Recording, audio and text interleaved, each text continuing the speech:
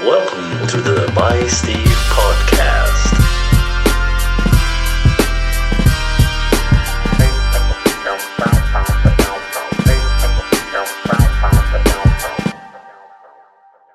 What up? We're back with the By Steve Unedited podcast. Why Steve Loves Fashion Part 2. But we're not going to talk about the fashion aspect. If any of you listened to Part 1 of the Why Steve Loves Fashion, it was an insight to his dating life, to which there was a few questions, a few statements, a few comments, and a few voice notes that reflected on that. So, first things first, I'ma call your name. First things first, shout out to the 2 or 3 people that messaged me and were like, bro, I was in a similar situation, and I can relate to that.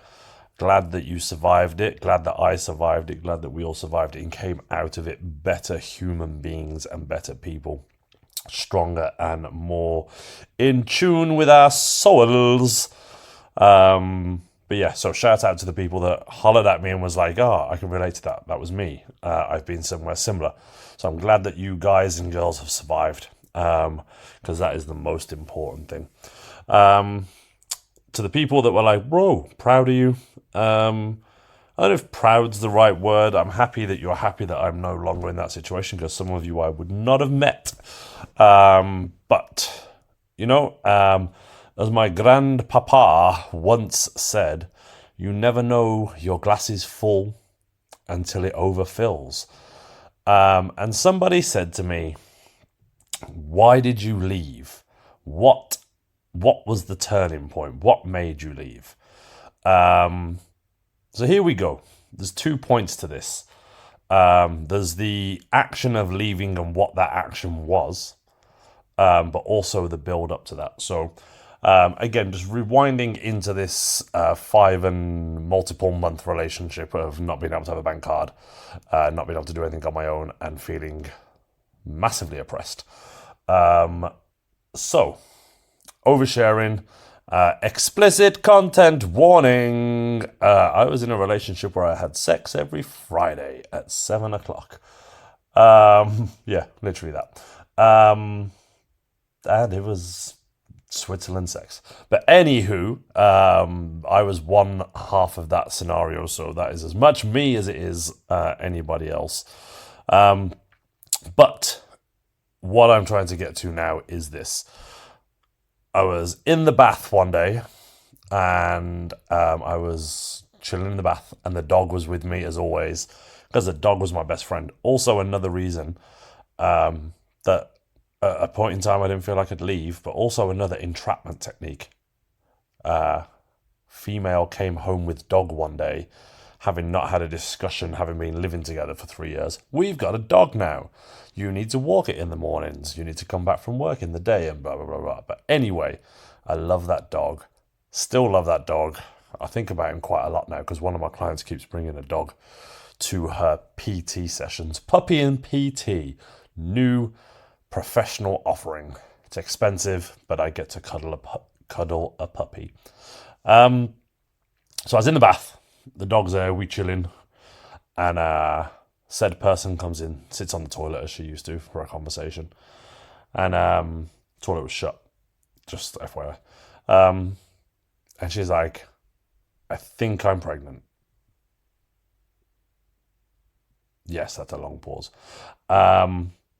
In the moment of this point of the relationship, when you're unhappy and you're sad and you don't have no freedom, you don't have a bank card, you're not allowed to do anything on your own, not allowed to do anything for yourself, and you've got no money, and you get told what to wear, and you go all the places that you're told to go, but you never go the places where you want to go. And then somebody tells you that they think they're pregnant. Do you know what happens? You die on the inside. And neither of us were necessarily that happy about this conversation.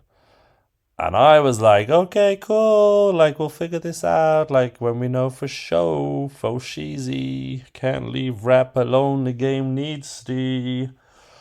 She left the bathroom, I put my head under the water, and if I could have cried underwater... Can you cry underwater? I would have, or maybe I did. And at that point, there was a moment where I was like, this cannot be the rest of my whole entire living life. So, we find out a few weeks later, or a few days later, whenever it was, that she was not pregnant. Do you understand the joy and elation? I don't think I've ever used that word before, that I felt in that moment. It was like, oh my gosh, this is great. But the second thought I had is, I now need to leave this relationship as soon as possible. So the plan began, the great escape. Didn't take long after that. She came back one Tuesday afternoon while I was watching television, and the first thing that was said was, for fuck's sake, you didn't empty the dishwasher. I revert back to minute 3 of this podcast where my granddad said, you don't know your cup is full until it overflows. The drip of water overfloweth the cup. And I was like, I'm done. I picked up my keys and I was like, I can't do this anymore. I'm going to go to my parents. To which the first statement was, if you go to your parents, you can never come back. I never went back. Well, I did, to collect my things. The joy I felt when I sat in my Honda Civic about 3 minutes later was some joy that don't think I've ever felt before or since. And it's interesting because I'm trying to keep this one quite short and punchy, but the repercussions of that is that I then, one, had my freedom, but that then led to a domino effect of going to my parents, telling my parents that I'd left, them not having anywhere for me to stay, me going back to work, and then one of my clients shout out Hiten Patel, bap, bap, bap, don't know where he is, he's married now somewhere. Hiten Patel, one of my clients, he was like, how's your day been? I was like, I'm split up with my then girlfriend. And he was like, oh, what are you going to do? And I was like, I don't know, I'm just going to stay in a hotel tonight and figure my life out. And he was like, cool, left his 1-to-1. I finished work at 8 o'clock, which he knew. He came to the gym with a pizza and beers. And then for the next year, he provided me with somewhere to live. I slept on his sofa. We then converted a sofa. Bearing in mind, he lived in a 1-bedroom flat. I slept on his sofa for 2 nights. Then we got an airbed. I slept on an airbed. Then for a couple of weeks, and then he's like, you might as well move in because I'm never really here in his 1-bedroom flat. So I was living in his lounge for a year, which went from sofa to airbed to folding bed to pretty much turning his lounge into a bedroom. And that man would not take a single penny off me for rent for the whole entire time. And when it came around to the time that I moved out into a shared house a little bit later on, which was just before COVID, which is another story in itself, he had a girlfriend, he was engaged to be married. We shook hands as I moved all of my stuff out. And we promised to be friends forever. And I think we went for 2 coffees after that. And I have no idea where that guy is. But I will say this. Hiten Patel saved my life. And shout out to him. And I'm going to message him after this. But yeah, so I went at 30 mids, however old I was, just before the pandemic. Mid to late 30s, I went onto a sofa. I had pretty much none of my belongings other than my shoes. Sofa, airbed, folding bed, save money, shared house all the way through the pandemic with a married couple who had a child, who then had another child during the pandemic.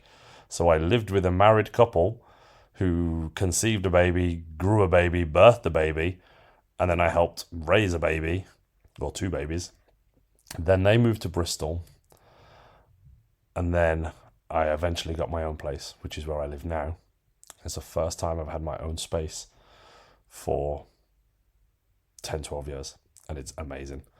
And I was going to try and keep this under 9 minutes again, but I've just gone over 10. So that is that. There's a couple of funny stories about living with Hitam Patel. And it's funny how I've named him and not the female, but because he deserves the credit. She deserves nothing. But I'm going to sign off. Part 2, why Steve loves fashion, is because of a mash-up relationship where the world wasn't treating him right. And by the world, a human. And, you know, two sides to every story, I'm sure. But that was my perception and my memories of all of that situation. So anyway, 10 minutes, 39, 45, 1, 42, 43 seconds. Signing off for Friday night, episode 12, maybe 13. I'm off to Sheffield this weekend for 2GB Maxi Friendlies. We will catch up over the weekend, I'm sure. Peace out, people. Have a good Friday. Welcome to the By Steve podcast.